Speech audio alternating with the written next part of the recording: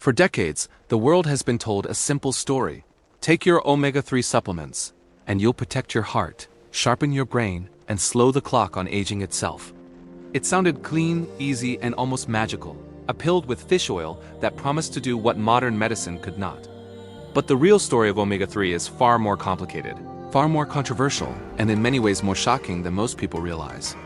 This documentary begins not in a lab, but thousands of years ago on the coastlines where early humans first discovered that eating from the ocean did something extraordinary to the mind. Anthropologists studying the fossil record found that ancient human communities who lived near rivers and oceans had skulls with larger cranial capacity and more complex tool-making patterns than inland tribes.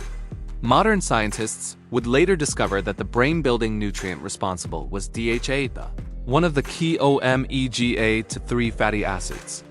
DHA is a structural fat that makes up a large portion of the human brain, particularly in the cerebral cortex and retina. When mothers consumed fish rich in DHA, their infants developed stronger neural connections.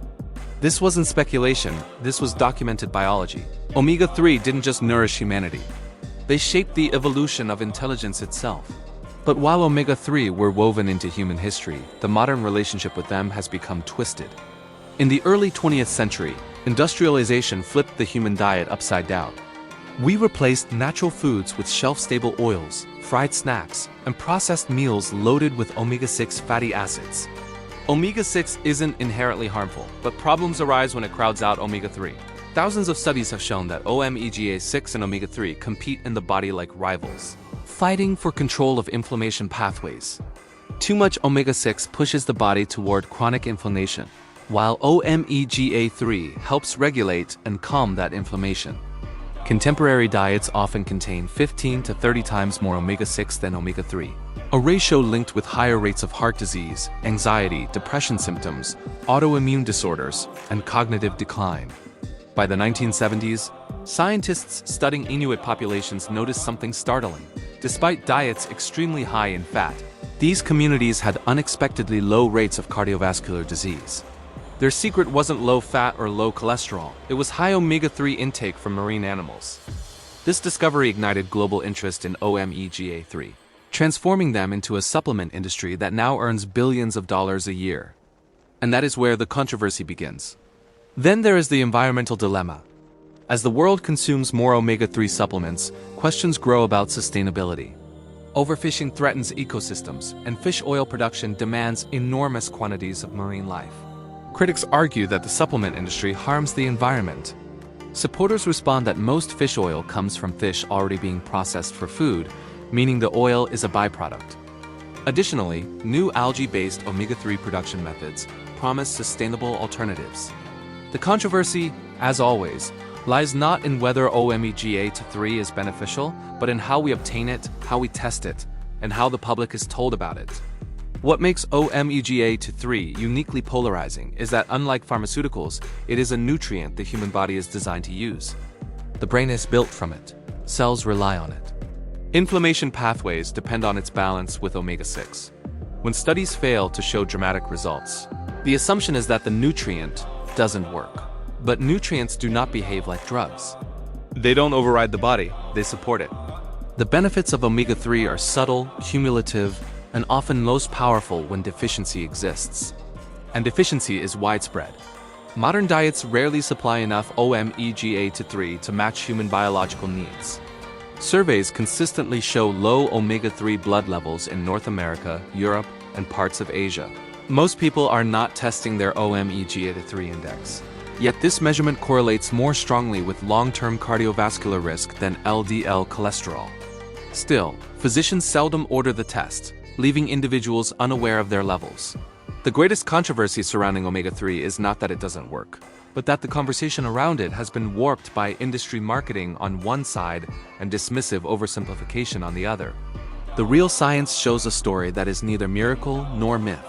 Omega-3 is a foundational nutrient that supports the brain, the heart, and the body's inflammatory balance. Its effects are real, but not instant. Its benefits are meaningful, but not magical. Its importance is backed by evolution, by physiology, and by decades of research. Yet the modern world continues to argue over whether something essential to human biology works. The deeper question is why we expect a nutrient to behave like a pharmaceutical drug in the first place. Omega-3 doesn't exist to cure disease. It exists because our bodies evolved to depend on it. So you may be asking, should I be taking omega-3 supplements? Well, you may want to for the following reasons. Low fish intake. If you rarely eat fatty fish, salmon, mackerel, sardines, your body may not get enough EPA and DHA. The omega-3 South critical for brain, heart, and eye health. Heart health concerns. Omega-3 can lower triglycerides, reduce inflammation, and support blood vessel function.